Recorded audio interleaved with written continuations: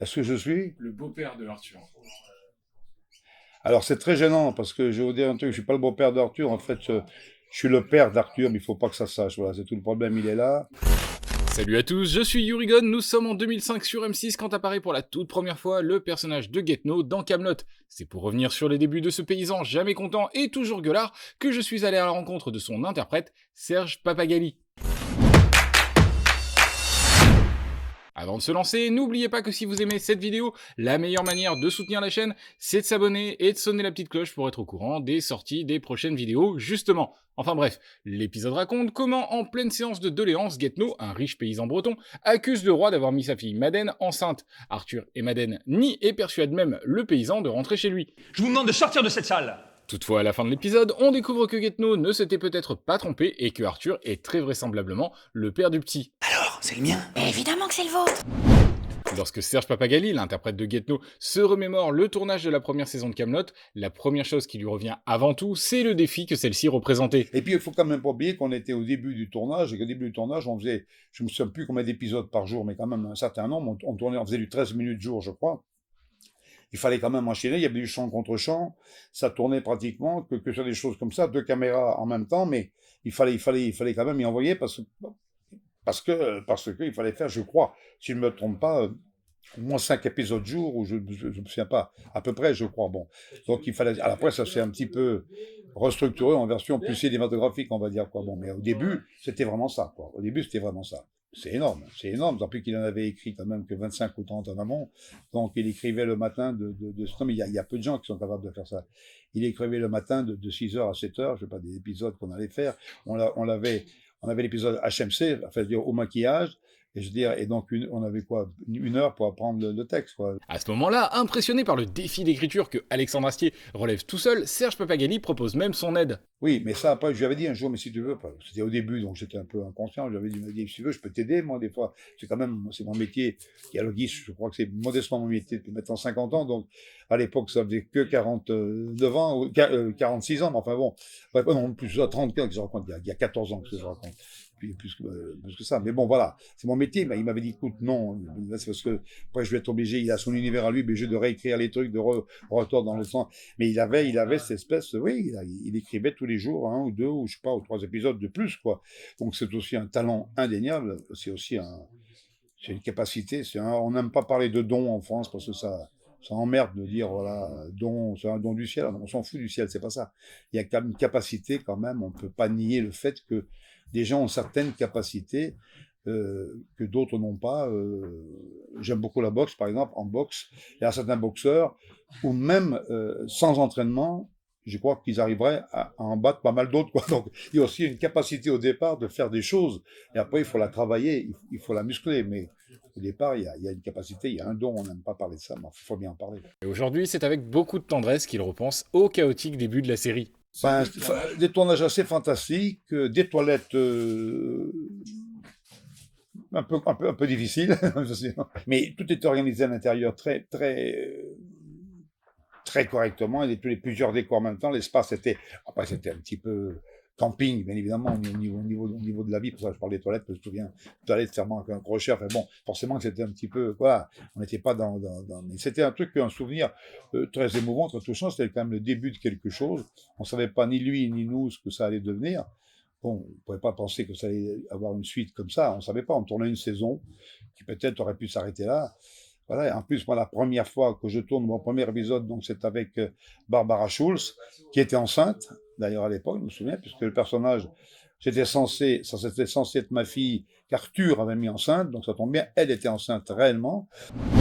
De son côté, Alexandre Astier, face à la masse de travail qu'imposent les débuts de la série, se sert de certaines astuces narratives plutôt bien pensées. L'une d'entre elles, par exemple, c'est de solliciter pour la plupart des rôles principaux des comédiens dont il connaît le travail et le parcours. Du coup, ça donne des trucs du genre Elie Semoun ou Didier Bénureau qui vont faire des personnages assez proches de certaines de leurs anciennes compositions. Trallons l'air la la réto, trallons l'air la la réto.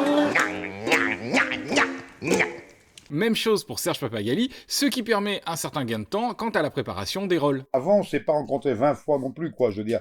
Et il m'a appelé un jour pour me dire, on se voyait à l'époque, me dire, voilà, pour me dire, on me demande, après, bon, on connaît l'histoire, après Caméra Café, de présenter quelque chose pour la 6. J'aimerais bien que ou donner un rôle dedans, etc. Bon, on se connaissait pas, moi je le connaissais pas plus que ça, mais je l'ai vite connu parce que quand il m'a envoyé Dies Irae, etc., pour voir, j'ai tout de suite compris quand même que ce garçon avait du talent, et on est devenu, enfin je le crois, de mon côté, j'espère que du sien également, très affectivement lié, en tout cas moi je le suis à lui, très affectivement, c'est quelqu'un d'attachant, bon voilà. Quand il écrit pour des gens, les mots sont dans la bouche déjà, quoi. Bon, quand Audiard écrivait pour Gabin, il écrivait pour Gabin, il écrivait pour Audiard. Alors, Alexandre qui a cette verve-là, et donc voilà, donc il n'y a vraiment pas eu de présentation, d'introspection, de travail à l'acteur studio, c'est qu'on s'est pas mis, on n'est pas parti à Rome ensemble pendant 3 mois avant, etc. Pas du tout, pas du tout. Je veux dire, voilà, il m'a présenté par ça, ce qu'il écrivait était naturellement disible, j'invente le mot exactement, c'est un truc à dire naturellement, mais c'était bien évidemment un peu adapté. Je ne suis pas en train de vous dire que je ne peux jouer que ce genre de personnage, je suis en train de vous dire que celui-ci particulièrement était adapté à une forme, à une féconde, voilà, une faconde, pardon, c'est un joli lapsus, ça peut être une féconde, une faconde personnelle qui connaissait déjà, il avait vu dans mes vidéos me voir jouer ces personnages-là, voilà. Guetno est donc fait de beaucoup d'éléments qu'apprécie tout particulièrement Serge Pappagalli. C'est le personnage typique, je crois, que moi j'ai joué en amont également, des personnages qui sont des grandes gueules, mais qui sont fondamentalement des êtres humains, c'est la comédie italienne, quoi. Ils sont les êtres humains, au départ, qui essaient de survivre entre 2 bouses de vache, et voilà. C'est la difficulté de vivre qui les rend gueulards. Donc, ce sont des personnages attachants pour ça. Ce sont des personnages de la vie courante, c'est la commedia dell'arte. Comme on dit en Italie, c'est vraiment des personnages du quotidien qui existent, et dans la souffrance d'être, eh ben, ils s'engueulent. Parce qu'ils s'engueulent pourquoi? Parce qu'il y a des petits soucis du quotidien, il y a ci, il y a ça, ils boivent, etc. Ils ont tendance à gueuler. Les comédiens de la commedia dell'arte, les personnages, c'est bien une comparaison comme ça qui peut exister par rapport à ceux de Kaamelott. Le bonnet qui comprend rien, le gros qui arrête pas de bouffer, celui qui gueule avec une fourche, enfin, c'est tout ça. Non, voilà, c'est un personnage qui crie pour ne pas être seul. Voilà. Mais évidemment, par la suite, ce qui va rendre le personnage de Guetno encore plus culte, c'est sa rencontre avec son meilleur ennemi, Ropars, interprété par Gilles Gravelot. Et malgré l'évidente alchimie entre ces deux-là à l'écran, le fait est qu'avant Kaamelott, ils n'avaient jamais travaillé ensemble. Après, au début, on s'est découvert, oui, bien sûr. Mais il se trouve que ça s'est vite... on s'est découvert assez rapidement. Il y a un feeling là aussi. Mais dans la vie, c'est comme ça. C'est-à-dire que, alors, même entre hommes, on peut dire qu'il y a un coup de foudre. On est appelé à s'aimer ou pas s'aimer. Il y a des gens que je côtoie plus trop longtemps, avec qui j'ai pas des relations aussi affectives qu'avec des gens comme ça. Avec Alexandre, par exemple, avec Joël Sevilla, avec Lionel Assier, il y a eu également un feeling immédiat. Alors, on se voit très peu souvent, mais dès qu'il passe à Grenoble, je viens le voir, machin, on s'appelle des fois. Enfin, il y a un côté... affectif. Avec Gilles, oui, il y a une grande tendresse. Après, il y a une forme de... On a fait beaucoup de courts-métrages ensemble, on a fait beaucoup de choses. Il y a une espèce comment dirais-je, de feeling commun qui crée au bout d'un moment. On aime la vie un peu de la même façon. Voilà, lui il fait des footings, moi pas. C'est la seule différence dans le couple, si vous voulez. Mais les comédiens, aussi bons soient-ils, ne peuvent jouer que les dialogues qu'on leur donne. Donc il faut remercier encore là aussi Alexandre Assier qui a senti la possibilité qu'il y avait de ce duo comique-là.